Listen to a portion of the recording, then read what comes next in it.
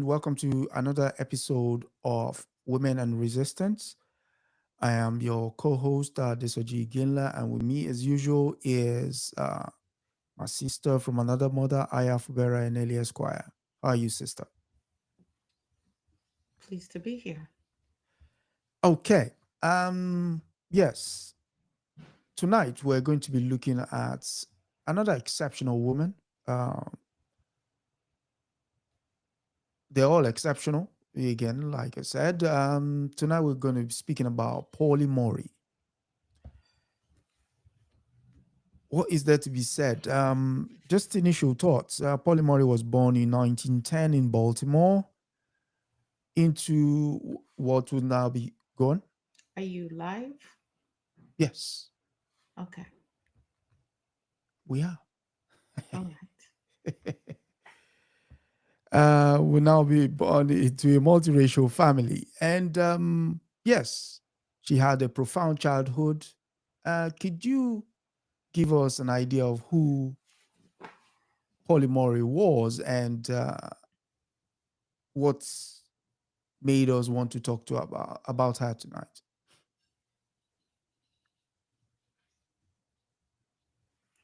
In my younger years, I may have answered this question in a much different way.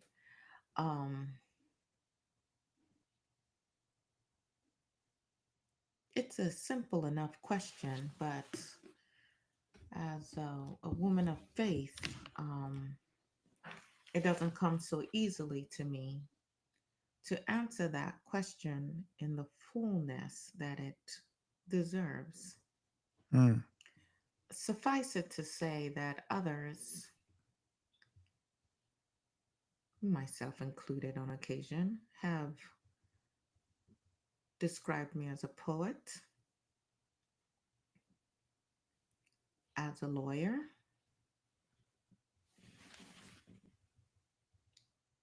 Of course, I started as a daughter, a granddaughter,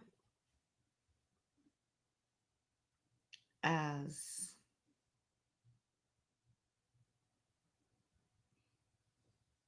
a member of a family, a mixed family of both freed blacks and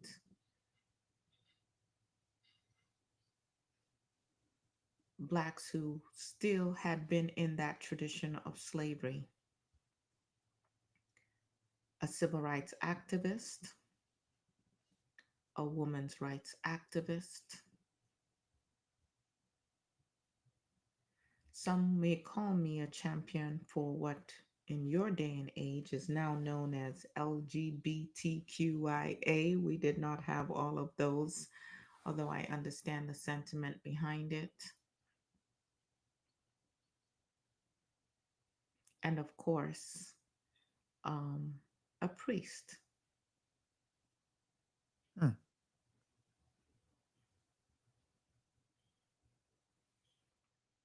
When you said that I had a profound childhood, it evoked so many memories for me, some of which I captured in my memoir, Song in a Weary Throat, subtitled An American Pilgrimage. And I recognize that there may be some today who might question my decision to become a priest after the life that I will shortly share with you, or even my steadfastness to this idea of being an American, even as I was deeply aware of the flaws and the injustices of this country called the United States of America. And perhaps that could be a conversation of another day. There are people who are more recently writing about me. I, for many decades, was a forgotten hero. And yet, as we will go through, there is probably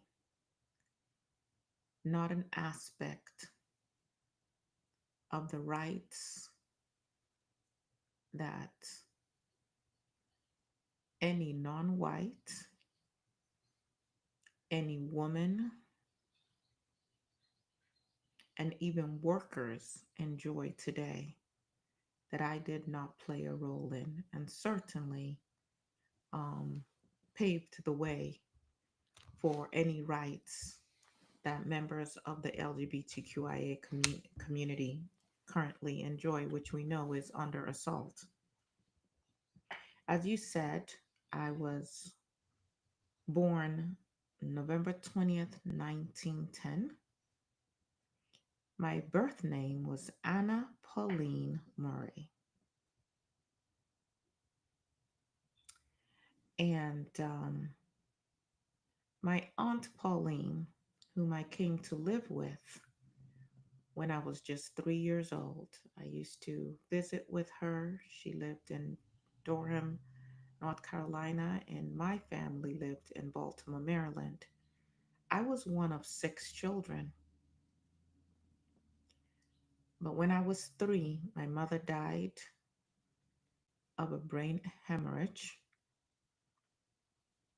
and my siblings and I, we were farmed out to different family members. And Aunt Pauline came up to visit, and she asked if I would rather go with my siblings or go with her.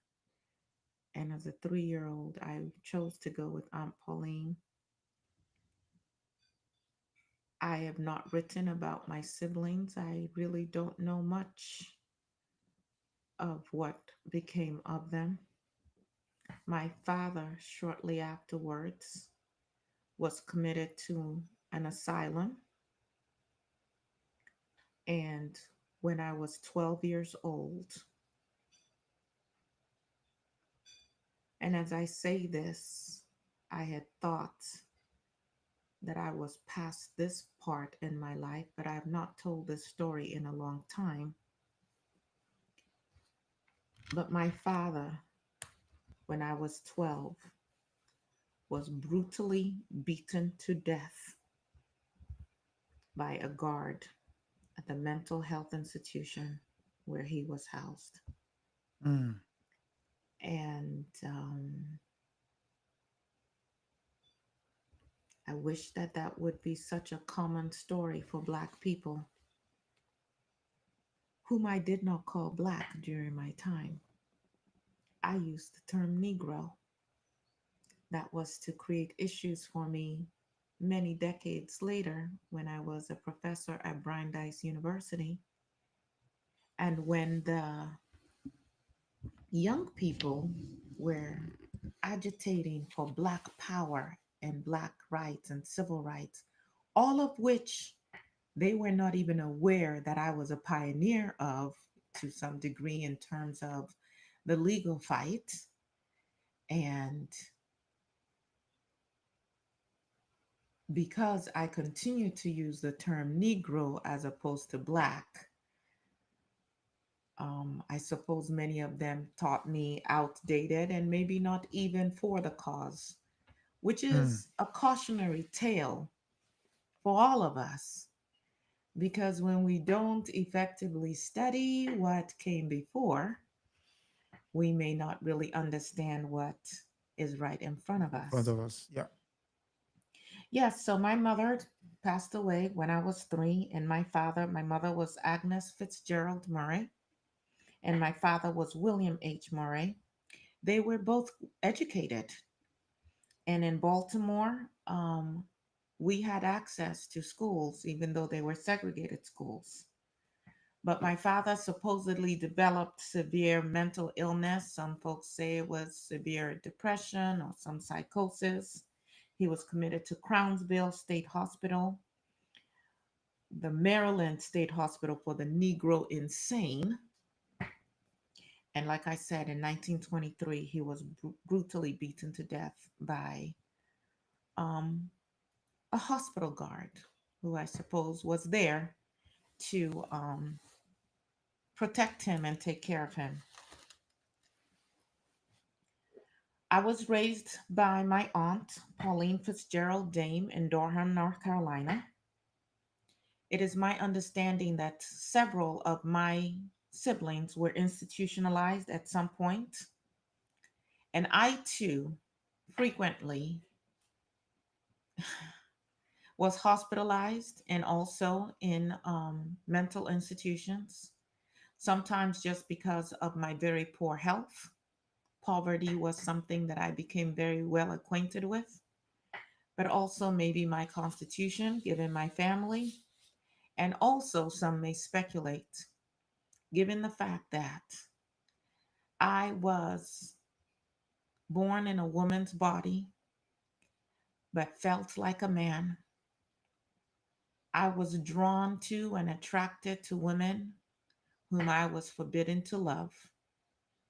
And I guess some may make the observation that I was particularly attracted to white women, whom I never in my letters necessarily claimed to be in a sexual relationship with, but I certainly had very close relationships with some.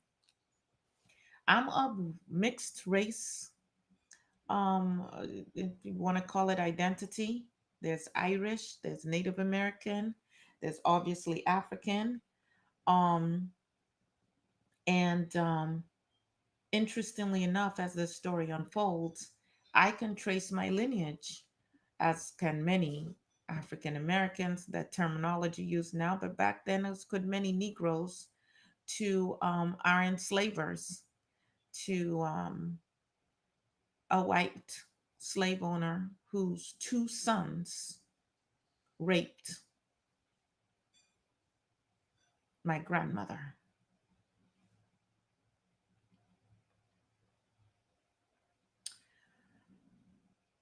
I was a precocious young girl. My aunt Pauline called me her boy girl. I preferred boy clothes. I felt that they were more comfortable, but we did have a compromise that every Sunday when we went to church, I would dress up in a dress. I was on the debate team in the little school that we had for African Americans, Negroes at the time. I played sports. I was very athletic. Um, I was very smart, always had been brilliant, a really great student. Mm. And When I graduated high school from Hillsdale High School in Durham, North Carolina at age 16, I was actually offered a scholarship to attend Wilberforce College, a Negro college, and that scholarship was made possible by my community. But I turned down that scholarship. Why? I turned it down because I was tired of the segregation.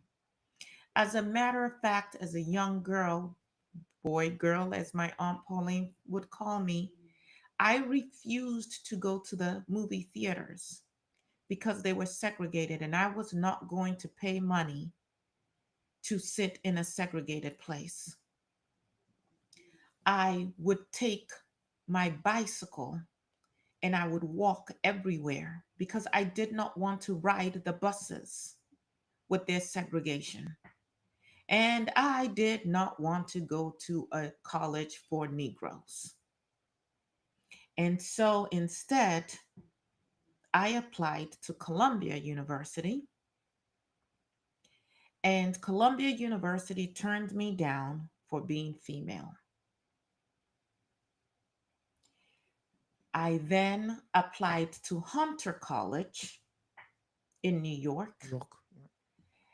because Hunter College accepted Negroes, but I actually had an issue because the schools in North Carolina, the School for Negroes, we actually stopped at the 11th grade. And so I did not have all the coursework that I needed to get into Hunter College to begin studies there. And so I attended a school in New York. I lived with another family member just so that I could get the additional credits and then, of course, prove residency to be able to attend Hunter's Protocol. College. I attended Hunter's College and I graduated one of four Negroes in my class in 1933, and I got my Bachelor of Arts degree in English. Now, my grandfather, Pa Fitzgerald, had always, who himself was an educator and who had left the North after the Civil War to come back to the South and started teaching. And he started in this makeshift shack where they would pull logs in from the woods for the children to sit on. It Sit was on. quite pitiful. But he had always impressed upon me the importance of education. And of course, my parents themselves were educated. And there was this idea that if you got an education, then the doors of life opened up to you. But I graduated in 1933, and that was during the era of the Great Depression. And there was no work for my kind. There was no work for most kinds, but definitely no work for my kind. I was hungry. I was desperate. And I remember sitting in the office where you go to sign up for welfare, begging the government for some meager anything for me to be able Assistance. to eat, and sitting there and watching all the other people in misery. And I would write, I would type. Here is a little excerpt from a book written about me by my great niece Rosita Stevens Halsey, Pauli Murray, The Life of a Pioneering Feminist and Civil Rights Activist. And she wrote,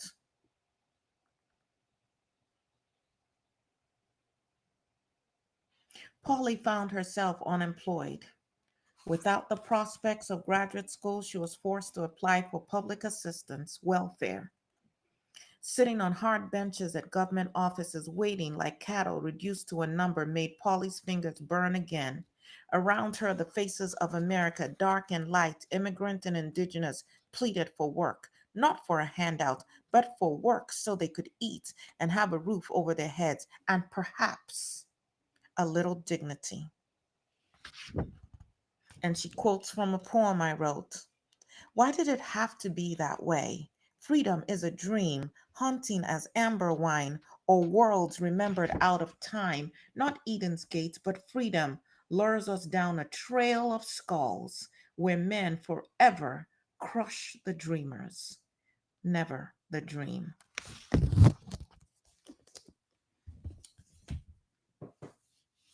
Would you like me to go on? Go on, go on, go on. Could Yes, you go ahead. elaborate on how you, I mean, I'm sure you're gonna come to it, but you mentioned the clergy. What's led you to the clergy? Yes, of course, the clergy was, if you would, the last quarter of my life. Mm, But perhaps I can read something from a combination. This is a compilation of my sermons and speeches on justice and transformation called to speak a defiant word. And let me read from here to answer the question you asked in just a little way. because I'm minded to ask the question because it's not often a path that one treads, but there has to be a lead up to it. Let me start off by saying I lived in the in between.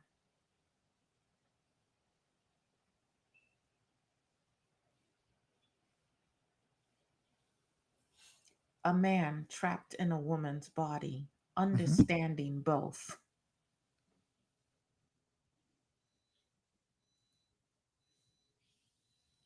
Too dark for some members of my family, and too light for yet another set of my family members. And so, with one part of my family, I would be admonished not to go outside and play in the sun. I would be admonished to put cream to protect my skin so I didn't get any darker.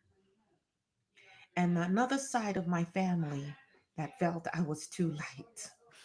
And when I would go out to the schools, being bullied by many of the Negroes, who were Mm. much darker than I was, who had an issue with the color of my skin and the texture of my hair. I lived racially in between. I lived in terms of gender in between. In terms of civil rights, here we were fighting against Jim Crow, against the racism against Black people, against Negroes, Mhm. only for me to finally get into Howard University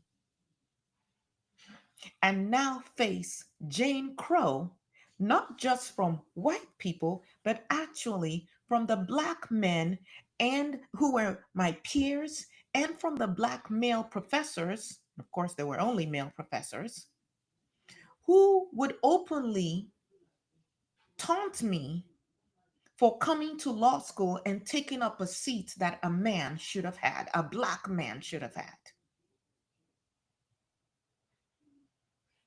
So, at what point am I embraced as Black, but then put back as a woman? At what point am I embraced as a woman, but then held back as Black?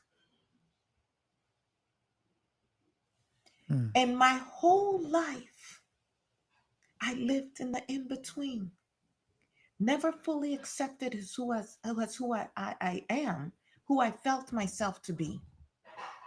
Doors after doors after doors shut in my face, and I will share with you some of them. And so you may understand why I then wrote this or stated this in one of my sermons. Here, then, is the challenge and the promise of the Christian message. But am I willing to accept it?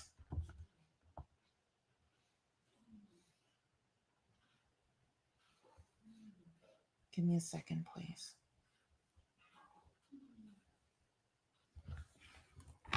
Am I willing to relinquish my self interest, my self centeredness, my dependence upon my own resources or upon others, and retire my entire will, my entire life to God? Am I willing to trust in God absolutely and without any reservations? Am I prepared to acknowledge that all I am and all that I have belong to my Creator, and that I am not here for my own purposes, my own glory, but for the purposes and glory of God? I don't know. Some may read this and they may say that just as it has been stated that religion is the opium of the Of the masses, masses, yeah. that perhaps I got to a place of such deep pain, a place where I could never find where I fit in just as I was, and that I got to a place where I returned to the roots of my Aunt Pauline and my grandmothers and all the women who found solace in Christianity, and that I returned to those roots to make peace of a world that would not make peace with me. With it. Okay. Maybe I was tired of fighting, although I never really stopped. But at some point, some might say, I decided perhaps it was time to surrender to my Creator because I had done all that I knew to do. And I fought all the time. My whole life, I feel, was a fight. So here I am. I get into Hunter College. I graduate from Hunter College. Still no respect. Still fighting. Still looking for a job. I worked for the WPA Attended various workshops, adult education courses, and community programs during the Great Depression. Just anything at all that I could find to make a way, to make a life. I met a friend. She was a white girl. She was the daughter of a banker. I don't know that it was cosplay, but me being where I was in the camp that I had been sent to because I was so malnourished that the doctor said, after I had finally, as a graduate, gotten a job as someone just answering phone calls at Hunter College, but I was the first Black person hired in that position and hired in that capacity because all the rest of the Black people, if they did get hired, were hired as janitors. I was grateful for that, but not enough to feed on, and finally so malnourished and sick. And the doctor said, you have got to get to a place where you can eat properly. And to be able to get the assistance that I needed, I could not have that job. So I quit that job, and that allowed me to then be recommended to a place called Camp Terra. It was a place where they provided some food, some sustenance for people during this depression era. And that's where I met my friend Peggy. And then we ended up, after I got kicked out of Camp Terra because they found a copy of a Karl Marx book in my room and decided I was a communist. We actually went on a 5 week hiking, camping just out there on our own. And when I was in California, I got news that my Aunt Pauline was sick and I needed to return to Durham, North Carolina. How do you do that with no resources? Well, I'll tell you what I did. I wrote a poem about it, 10,000 miles on a dime. Hmm. And I was dressed like a boy. And what we would do is we would jump on freight trains and sleep wherever we could on the trains with cattle, with food, with whatever was being transported. And you jump off and you get on another train and you work somewhere and you try to get a little food to eat. And that is how I got all the way back to Durham, North Carolina from California. And fortunately, my Aunt Pauline wasn't doing so bad and she did eventually recover from that illness. But while I was there was a case that came about where it was decided that, ah, they could not discriminate against Black people anymore getting into colleges. At least so I thought. And so I decided to apply to the University of North Carolina, a place that by birth I should have been ushered into because the white side of my family, the ones who had raped my grandmother, were benefactors and trustees Hmm. of that university. So I should have been a legacy admit, like the white people get admitted. But there True. was not one Black student at that school. But I applied nonetheless. And then I got the rejection letter. I could not be admitted because of my race. I tried to fight it.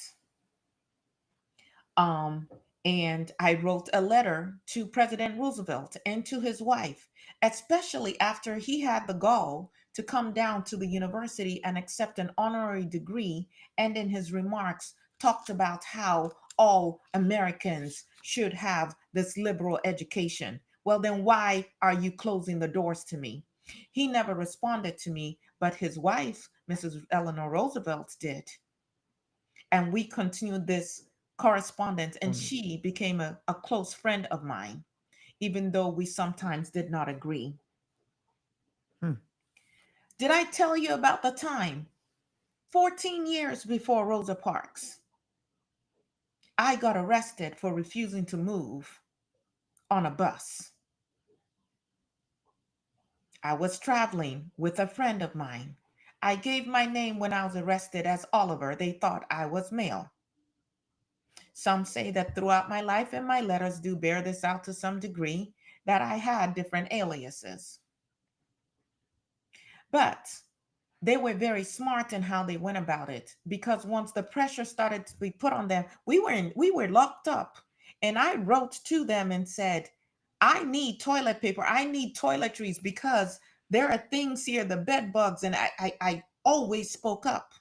They didn't know what quite to do with me. But the WPA did pay to get us to bail us out. And once they knew that there was this much interest in that particular case, Case. Yeah. they dropped the part that had to do with not sitting in the colored section and instead just maintained the charge of disorderly conduct, disturbing the peace. And on that they had us, and we had to pay a fine. But when I reached out to the NAACP, when I was denied admission to University of North Carolina, I wanted them to take up my case. That was when I first made acquaintance with Thurgood Marshall, the famed Thurgood Marshall, Marshall. Yeah. Chief who Justice. informed me that they could not take up my case.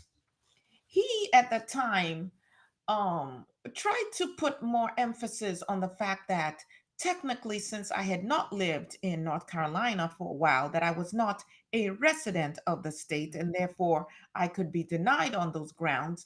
But really, I think that what he alluded to was that the NAACP, well, he stated and then alluded to more, but that the NAACP is very careful about what kind of cases they take on and what kinds of people Oh. they represent, because they have to look into your person carefully. It's for the same reason that Claudette Colvin. Claudette Colvin was not an ideal candidate for her case to be taken up in terms of refusing to sit in the segregated portion of the bus. She was young and she got pregnant out of wedlock. And he did not give any further information, but I think that I was not quite the ideal candidate.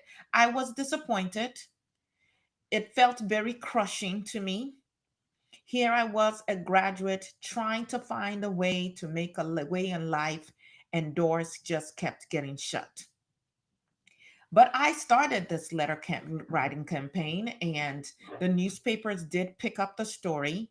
Mm. Um, and my Aunt Pauline and my family were very concerned that I was taking up this fight because there were still people being lynched. And Wow. their concern was that if people found out that the Negro causing this ruckus was their child or was part of their family, my They will Aunt not come back. Pauline was concerned her house would be burnt down. She was also concerned that she would be dismissed from her job, and she was an elderly woman and she did not have a pension. And what would happen to her if such a thing happened? And so when you look at people and you look at the fights that they wage and the ones that they don't be so harsh and Mm. don't be so quick to arrive at conclusions, because you don't know all that goes into a decision to stand down or to keep fighting. And sometimes that decision has a lot more to do with your loved ones, Mm. Mm. because the repercussions for your actions don't just impact you, they True. may have an impact on others, collateral damage, if you will. But I always had a relationship with my typewriter. I wrote essays and articles on race and poverty and inequality. My activism was definitely underway. And so I was, um, I did get a job, and I was fighting with, I pause.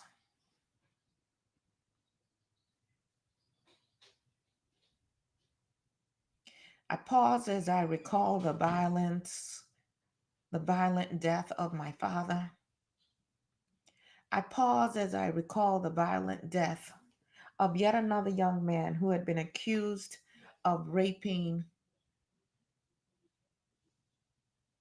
No, he had been accused, my apologies. He had been accused of killing a white man. He was a sharecropper. and he had demanded his wages, and the white landowner had refused to pay him his wages. And at some point, he thought the white landowner was going for his gun, and so he pulled his out and shot the white landowner. He claimed self defense. And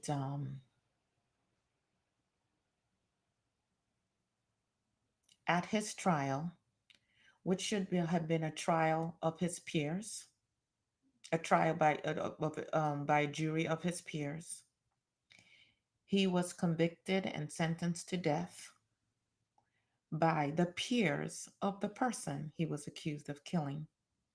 They were all landowners who had sharecroppers on their land, and there was one banker on the jury, and of course, all white males.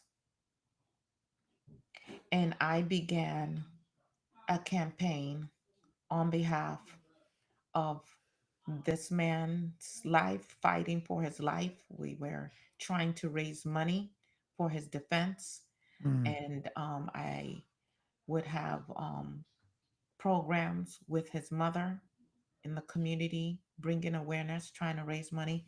And we did raise a significant amount of money for his appeal, thousands of dollars back then. But of course, it was for naught. He was still sentenced to death.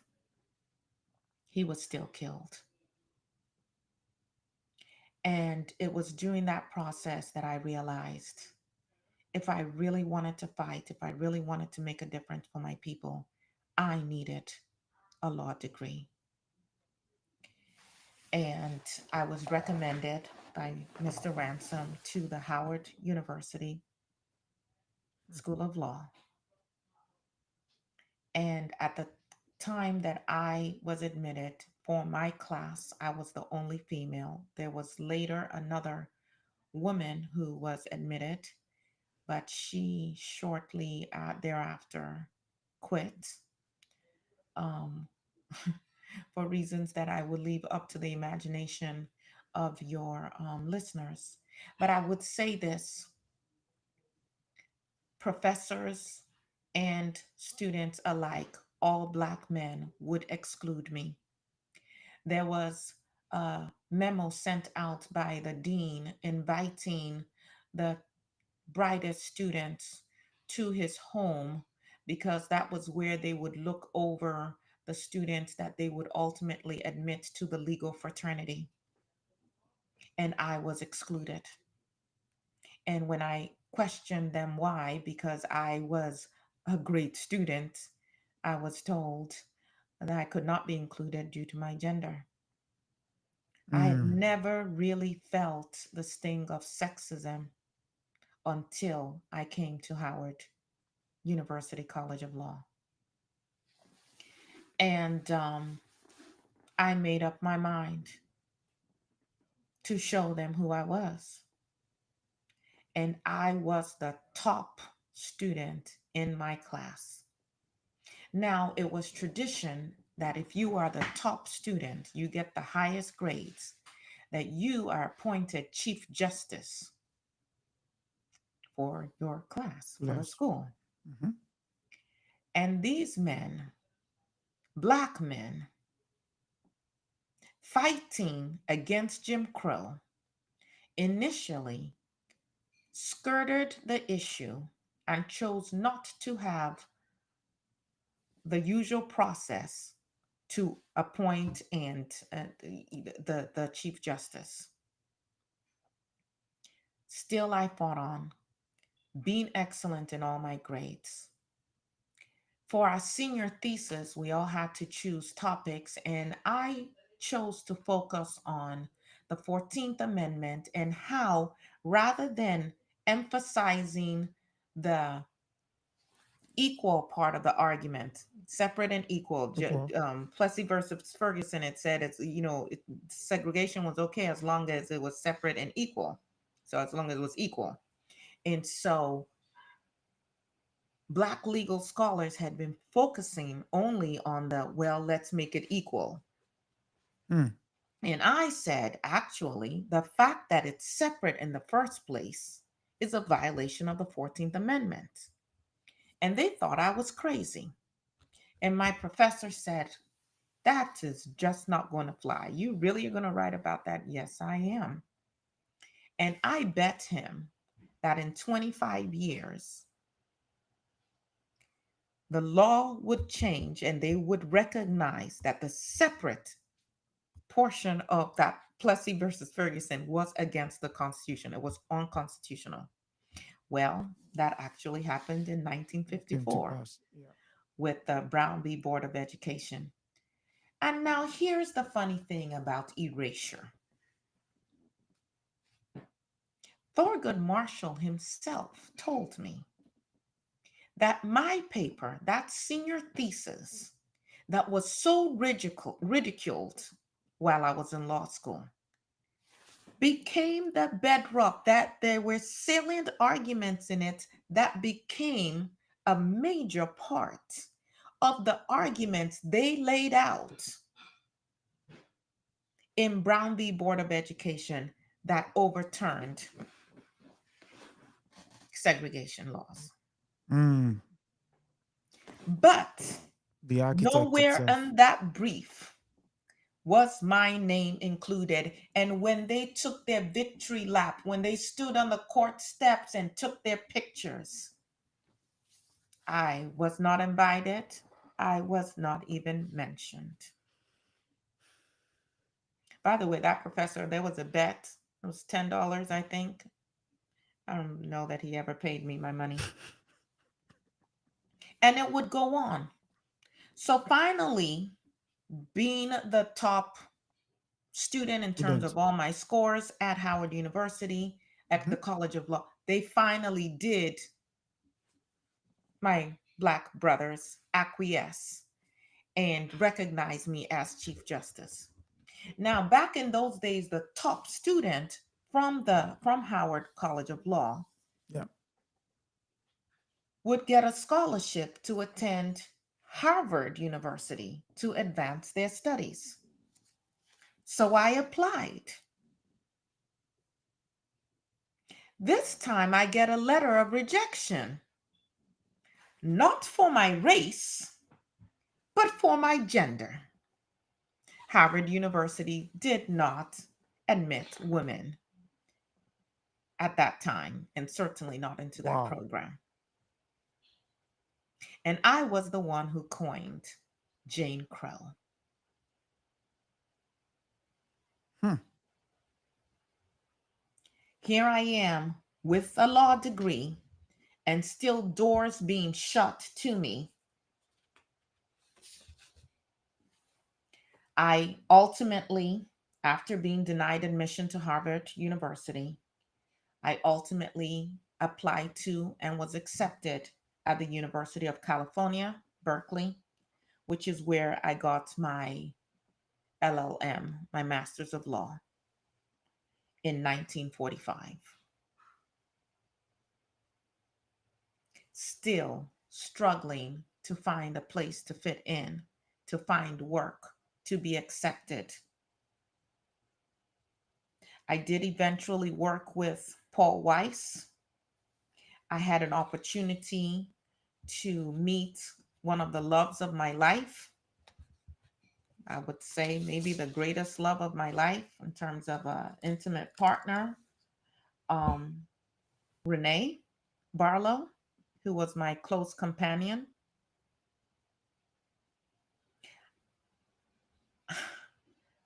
I once proposed marriage to a man named Roy Wynn during a period of emotional struggle, just trying to again fit in, make my way in the world. But that engagement ended. In the 1930s, I did write and repeatedly seek assistance from physicians. I wanted them to check me out, to conduct tests to find out if perhaps I was what is popularly known as a hermaphrodite, whether I actually had male genitalia that Genitalia. just had not descended. And to my dismay, I was told repeatedly that I didn't.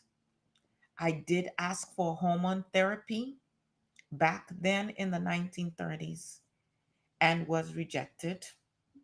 Wow.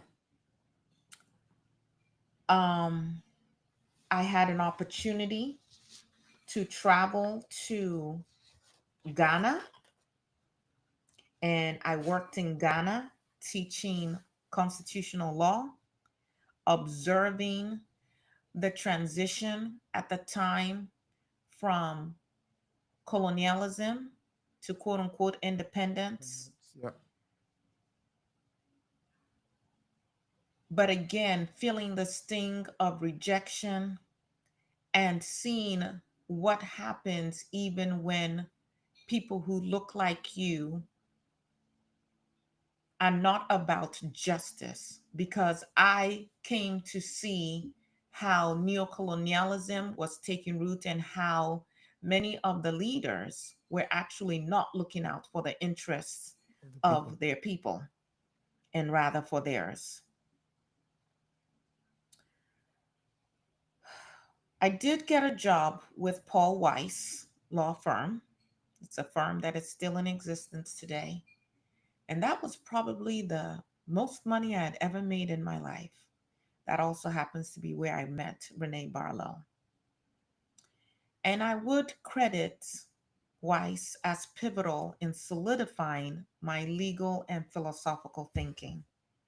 And even in that role, um, understanding how to use the law to fight for for freedom, to fight for justice. Ultimately, I'm just going to touch on this really quickly. We'll come back to it if you have any further questions. Yeah.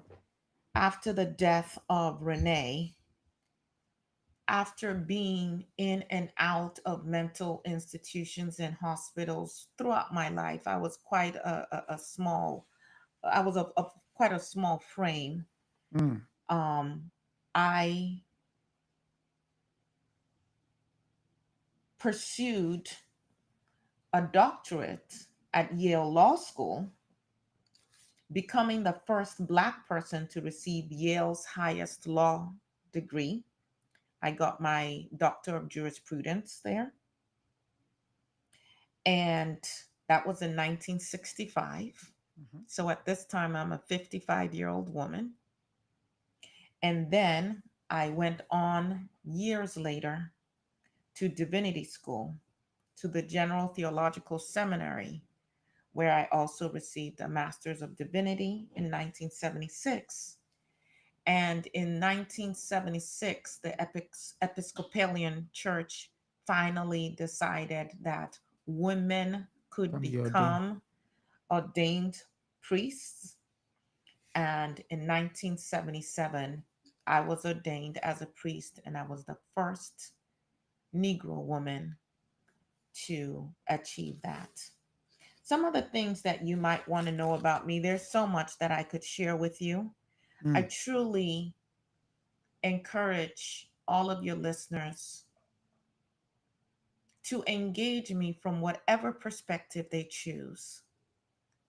As a civil rights leader, as a women's rights leader, as a poet, I was a prolific poet and I had my poetry published um, back in the 30s to begin with in anthologies that even included people like Langston Hughes, who was a personal friend of mine.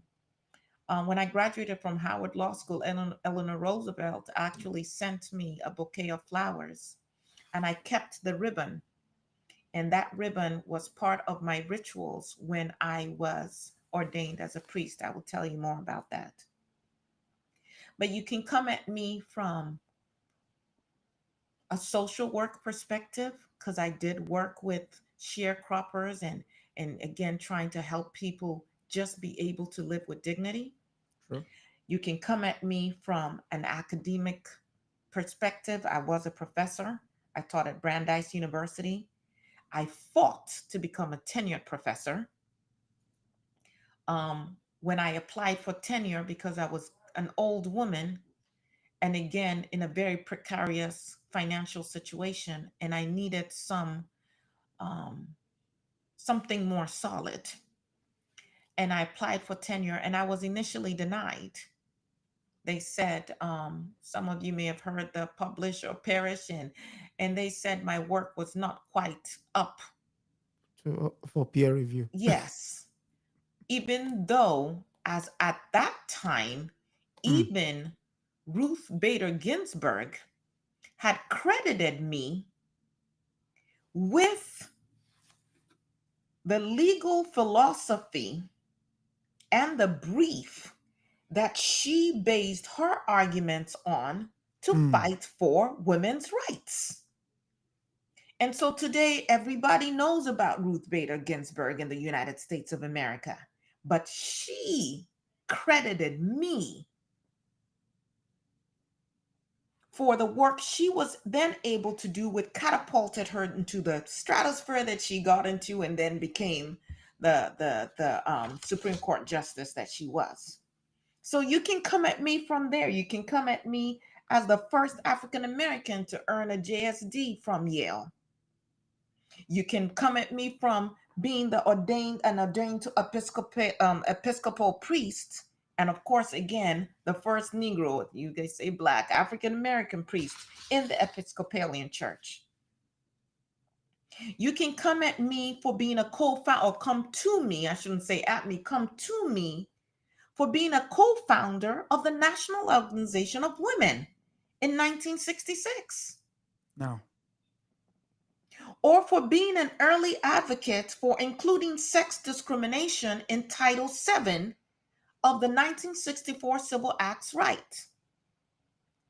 Or being one of the people who chewed Bayard Rustin's head off for daring to have that march on Washington and have all of those speakers and not have a woman on that podium as a speaker. Yes, we can sing, but we can do other things, and he knew better for sure. You can look at my involvement with the NAACP, with CORE, the Congress of Racial Equality. I was a co-founder of CORE. Do you know that? You can look at me for being on the legal committee for the ACLU and the work that I did with the ACLU that still stands today. Of course, as so often happens, during my lifetime, I was largely overlooked. And even after I passed away from cancer, but one of the things I was determined to do in the latter parts of my life was to tell my story. And that is in that biography, my memoir that I shared with you earlier.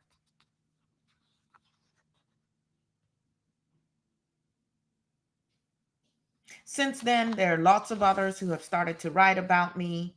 There is a documentary that came out in 2021. My name is Pauli Murray. They did a decent job. I may have chosen some different people to speak about me, but I lived long enough to understand how these things go. The Yale Law School now has a Pauli Murray Fellowship that supports scholars working at the intersection of law, race, gender, and LGBTQI plus issues. Let's see if that stands.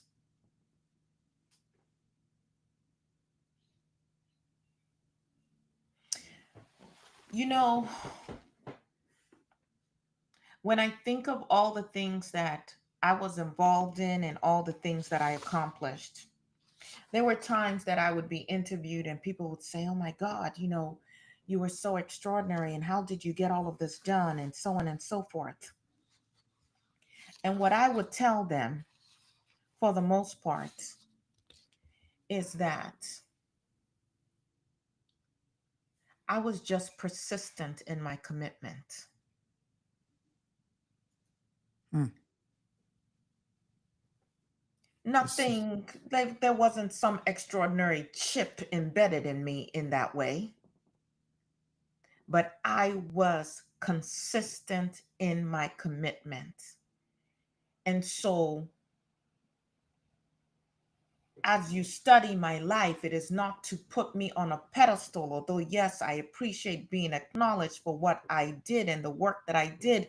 But I know that I was put here for a purpose. And in my later years, as I read earlier, it was understanding that that purpose was beyond me. And it wasn't about being individualistic, but it's also about people understanding that if you are persistent in your commitment, you too will blaze your own trails. You too will open up doors for other people.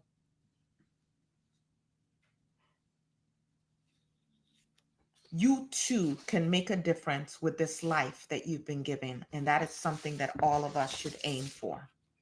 Mm. So I know that you have some other questions, which I will answer, but I do want to bring up some of these to your listeners. This is another book that I wrote called Proud Shoes, the story of an American family. See the theme? My memoir, An American Pilgrimage. This one, The Story of an American Family. I guess one could state that it was important to me to be accepted, to fit in somewhere. And since America was where I was born, where I could trace my roots directly, although of course I understood I was of African descent as Consent. well. Okay. Um, that was important. This is another book. I love this book because even a 10-year-old can read this book and understand and follow along with my life. Pauli Murray, Trailblazing Activist for Civil Rights, Women's Rights, and Human Rights by Jane A. Hewitt. Um, yes, this is definitely a book that I would recommend. I have another book here, and this is the one that I let you know my great niece was a co author on. Pauli Murray, The Life of a Pioneering Feminist and Civil Rights Activist. Now, there's some people who may ask in this day and age, would I consider myself transgender? What would my pronouns be? Uh, I think that we have to be careful about backtracking people into the present. I lived That's in a a I lived in a different time. And so I've since my transition heard people refer to me as they, them. Some people still refer to me as she. Let me make it simple for all of you. Would you like me to do that? go on, go on. Please. Just call me Polly. Just call me Polly. I actually came at Polly, Anna Pauline, but I tried different variations and different names that I tried. And I like Polly. Just call me Polly.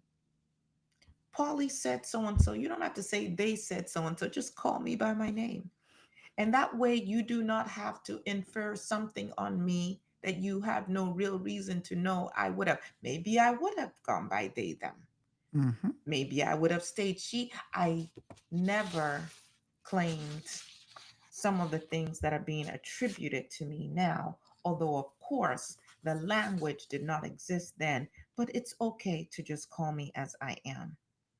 Today, I have honorary doctorates from multiple institutions. I have to tell this story. Go on. The University of North Carolina had the unmitigated gall to offer me an honorary degree while I was still living. Yes, thank you. Someone said I always would say, don't get mad, get smart. Yes, certainly still applies today. That's what I did everywhere I went. Everywhere I went to study, in every place that I worked. When discrimination came to slap me in the face, knock me down, punched me, kicked me in the gut, I would always say to myself, get smart. And Mm. that is why ultimately those men had to. had to acknowledge my work and my genius. But I digress. The University of North Carolina now offered me a doctorate. Now that I had become someone worthy of being affiliated with their institution, would you like to hazard a guess as to whether I was so blown away by this gesture and went to collect my doctorate degree and forgive them for all of their past injustices? Do you think that that's what I did? Of course, I mean, black people are normally very forgiving. So one would expect you went in there or, hop No, sir. stepping. No, sir. No, sir. They don't get to use my name and to do these performative, meaningless things to whitewash their racism and their injustice. No, you don't get to just give me a degree and that makes up for what you did. No, I rejected their degree, as Wow. I should. And I hope even that is a lesson to those who may be watching and listening. I am a National Women's Hall of Fame inductee. Yale University did name a Pauli Murray College after me in Mhm. 2017. I have been featured on a US stamp in 2024. There is a Pauli Murray Center for History and Social Justice located in Durham, North Carolina, and it's actually in the home, it's housed in the building, the home where I lived with my grandpa Fitzgerald and my aunt Pauline. I died on July 1st, 1985 of cancer, and I died in Pittsburgh, Pennsylvania. Mm. So, quick question before we wrap up. Um, you were ordained as a priest. So, this question speaks to the spirituality question.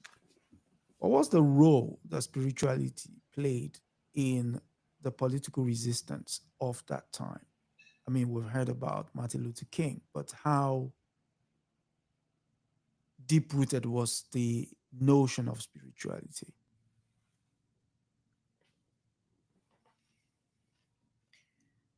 I would not claim to answer that question on behalf of all Negroes who lived at that time, but I will tell you that those were incredibly hard times to live in, where we had no rights and no protection, it seemed.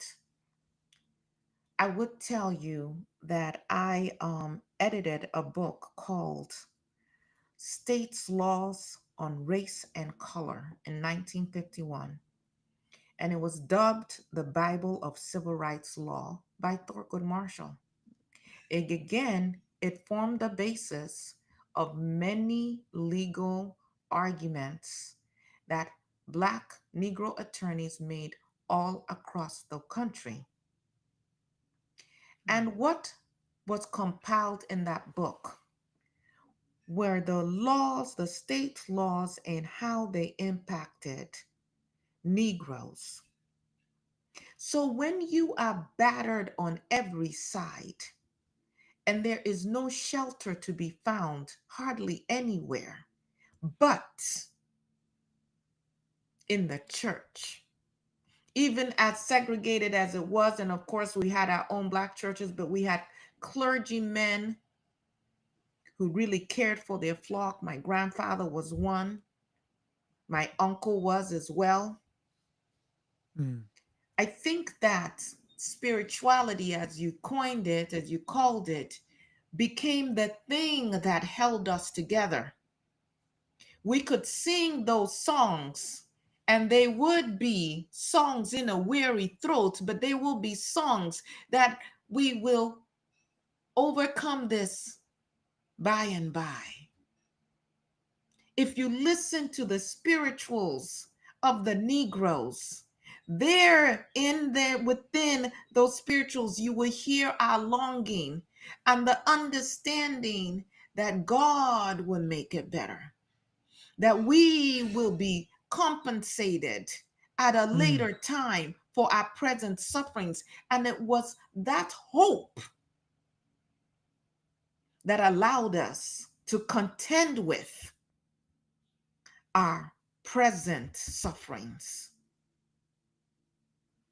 One could argue that that spirituality also made us maybe a little easier to control, to the extent that we were often taught to embrace the suffering like Jesus did, to turn the other cheek. Chick. And as a reverend and as a minister, as you read through my sermons, I still do believe that there is a higher power, that there is a God, there is a creator. And although we may not totally understand what we're experiencing now, if we do not weary in good doing, not that it felt good, not that I didn't want to scream out in my hurt, but there will be a reward. Can I share this with you? Quick. At my ordination, Mhm. I was invited to lead a service at the chapel. After my ordination, I was invited to lead a service at the Chapel of the Cross in Chapel Hill, North Carolina, and to celebrate the Eucharist, a special ritual of faith and dedication. Now, mind you, this is the same church that a slave girl called Cornelia had to climb up to the balcony every Sunday to participate in the goings on at the church, Church. because it was the only place that Black people were allowed to sit in the church. Now, Cornelia's granddaughter, multiracial, gender questioning Pauli Murray, was the priest standing at the front leading the service in this space. That day on February 13th, 1977, I dressed in the flowing white robes of the priesthood. I had a cross necklace that belonged to my longtime partner, Renee, who had passed away. I had a ribbon in my Bible, and that ribbon was from the bouquet of flowers Eleanor Roosevelt had given me upon my graduation from Howard University. And I had a Bible. And the Bible that I had was the same one that my grandmother used to hold. Mm. Bundle of memories. As a priest, you could sum up my work this way. I saw my work as part of the spirit of love and reconciliation, drawing us all towards the goal of human wholeness. I suppose that may have been the same kind of sentiment that inspired Desmond Tutu to focus on reconciliation Truth and reconciliation. in South Africa. But it is up to you, your generation, to study and to inquire as to whether those were the best tactics for us and how they have worked out. Mm. You're spot on. But certainly, every aspiring lawyer should read about me.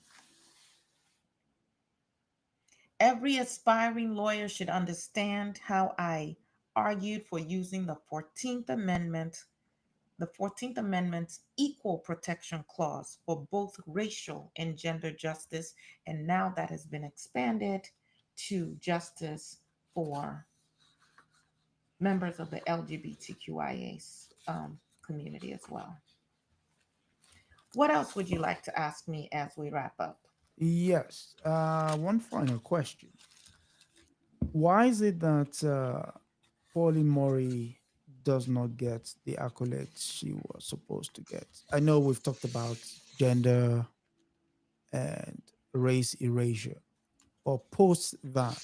bearing in mind somebody who built their entire career on her work ended up becoming a justice of the Supreme Court in Ruth Bader Ginsburg. How come following that she didn't really get the mention she deserved? Well, I think you answered the question, and even though you said barring, race and gender, I some would say I was ahead of the times. That I had that quote unquote, maybe not even a double, maybe a triple, no, maybe a quadruple whammy. I was certainly problematic. I did not fit neatly into any box, not Okay. as a Black person, not as a woman, not as gender conforming, not wealthy. I struggled with poverty most of my life. And those are four major things to overcome. Um, Never got married, never had children. And so once the erasure started, it was relatively easy for me to stay in the land In of shadow. obscurity. Mm, And only more recently are there scholars who are digging into my life. In fact, the death of Ruth Bader Ginsburg and as people, the reason I have a documentary about me is because they were doing one on Ruth Bader yes. Ginsburg, Mhm. and she mentioned me and gave me the full credit for the legal argument that allowed her to move us further along in terms of Women's rights. women's rights and gender equality. And it was at that point that the directors for the movie, for her documentary, decided, well, we need to figure out who is this person that we've never heard of. Yeah. And then they started to explore. And then as they found out a little bit about me, they now pushed for resources to be able to now do a documentary on my life. And they will tell you that that documentary could not even touch all of the things, all of the lives that I lived, and all the ways that I, quite frankly, have impacted every aspect of the lives of Americans, as I stated earlier today. Mm, Um, so, once I was already shrouded for all the reasons that we've already mentioned, then you just continue to the longer time passes, the yeah. less likely it is that people go and unearth any information about True. you. But I think that the tide has turned to some degree, and that there is a little bit more awareness about my work. And this again is not about me, but it is about living, though it was many a times a painful life, Mm. it was a very impactful life. And I did find some semblance of peace towards my latter years. There's there's a poem you wrote in your collection of poems titled "Dark Testament and Other Poems." Mm, It's based. It's named Hope. So if you don't mind, I would read it. It please. says, "Hope is a crushed stalk between clenched fingers. Hope is a bird's wing broken by a stone. Hope is a word in a tuneless ditty, a word whispered with wind, a dream of 40 acres and a meal, a cabin of one's own and a moment to rest, a name and place for one's children and children's children at last. Hope is a song in a weary throat." Again, that's looking at that based on the stories you told of her living through poverty, being denied access to education, even when she is fully deserving of it, as in the case of Howard going forward, and the nose, even our colleagues or peers as they were, being jealous of her position. I suppose the only thing that kept her going was hope. Yes. And though I battled with despair, though I longed to fit in, those experiences I also led me to who I was and the kind of struggles that I was able to fight and um, led to the harvest that some are enjoying now. Mm, I was appointed by John F. Kennedy in 1961 to the Presidential Commission on the Status of Women. Eleanor Roosevelt was also on that. I was appointed to the American Civil Liberties Union Board of Directors in 1965. And as I stated earlier, I contributed key legal strategies at the intersection of race and gender. Why are we asking people to split themselves? Can we not embrace human beings in their wholeness? because society constantly asks who you are, not what you are. Who? So, like, even when Brandeis initially denied me tenure, I wrote back. Protest by typewriter. I wrote back and I said, how do you deny me tenure when my legal brief, my writings were the basis for the overturning of, well, if you, to the extent you can say was overturned, but let me just put it this way. My legal writings were the basis for Brown v. Board of Education decision. When my legal writings were the basis for fighting gender Equality. discrimination and Mhm. fighting for equality. None of that counts for anything because you guys wrote some words that nobody else has ever read and has had no impact on the society in which we live. I pushed back and they did eventually grant me tenure. Um, in terms of now, I the National or Organization for Women, even though I was a co-founder, even within that, often fighting this battle of then racism of women against Women. women. Hope, hope was what kept me going.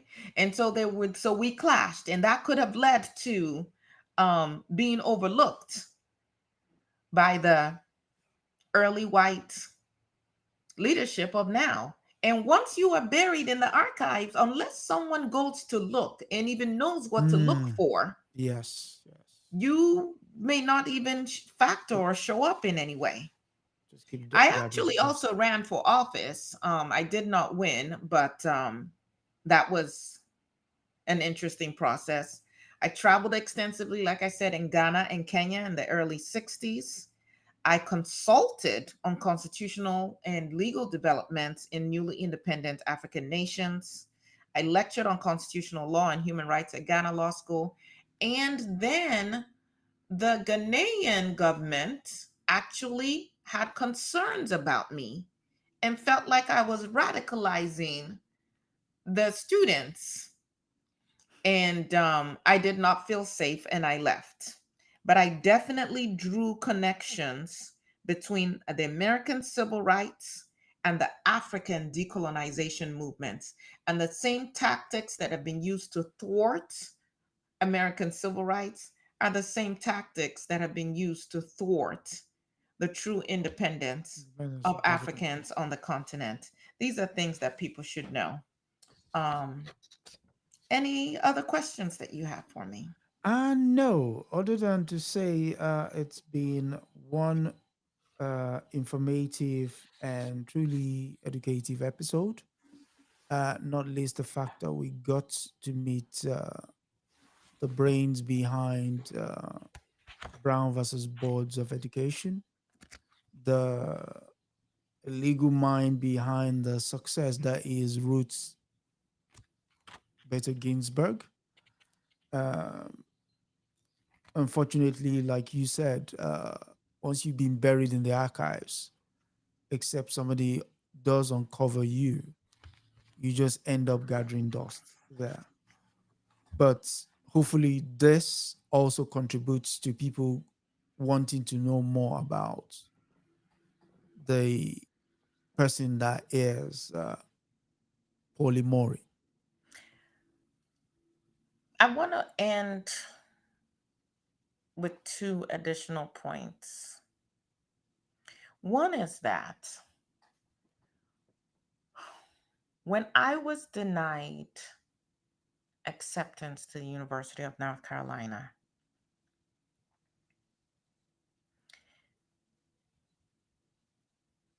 there was much debate on the campus and in the community, which led to my Aunt Pauline being very concerned. The governor of North Carolina made this statement: North Carolina does not believe in social equality between the races and will not tolerate mixed school for the races.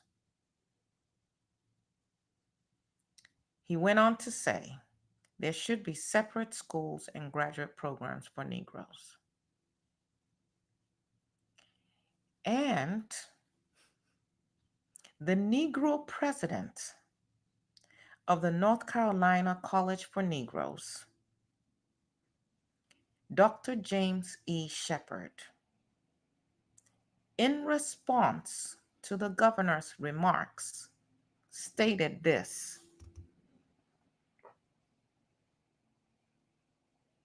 Negroes could do their best work only in their own schools.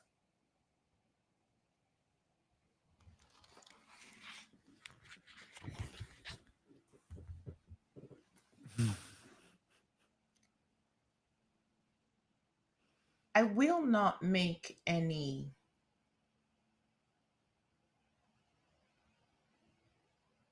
I will not pass any judgment at this time on the comments of Dr. Shepard.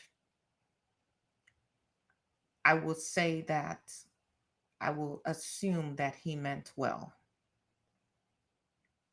I believe that those words that he wrote or he stated, depending on your lens, Can be seen as, can be seen different in different ways. yeah,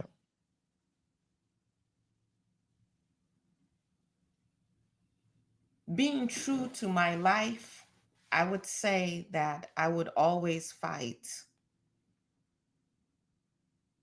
for what we came to know as integration. In fact, when I was a student at Howard University, I helped to desegregate some restaurants. However, because Howard University then and now received quite a bit of its funding directly from Congress, a racist congressman met with Mordecai Johnson, the president of Howard, and said, you call off your students, like we were a pack of hound dogs, and stop this desegregation movement, or you tell them they will not have a school to graduate from because we will pull all their funding. And the president presented that to us, and we had to make a decision: fight to be served at white only counters, or have a school where we can get educated and get an education and get our degrees. so what choice did you make? We chose to get our degrees. I would always fight for our full humanity, for us to be seen in our wholeness. And yet, I wonder, as we fought to desegregate those white lunch counters and initially succeeded, and the white people then decided that they would no longer come to those establishments, we encouraged one another to buy lunch from those establishments so they could stay open. Open. But in doing so, were we now not taking money Away from your economy, from the black economy. restaurants and the black economy, yes, that had sustained us, the Negro establishments that had sustained us? Mm, So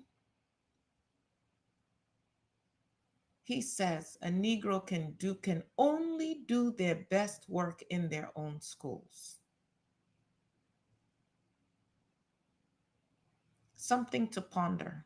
I'm not saying I agree or disagree with him as much as I am encouraging your generation to do your work, because the same threats of funding are that we faced are the threats you're facing right now, aren't you? very much so. Very much Schools so. being told to bow down and to give up their moral and ethical standings just to keep their doors open. How will you respond? How will the church respond? I have an chapter where I write about the minorities within this Christianity, and to consider that so-called evangelicals make up the most strident part of the MAGA base should give one cause to ponder. Yes. Mm, And then on this issue of gender,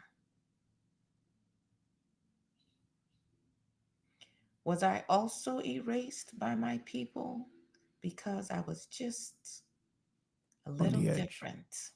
Yeah.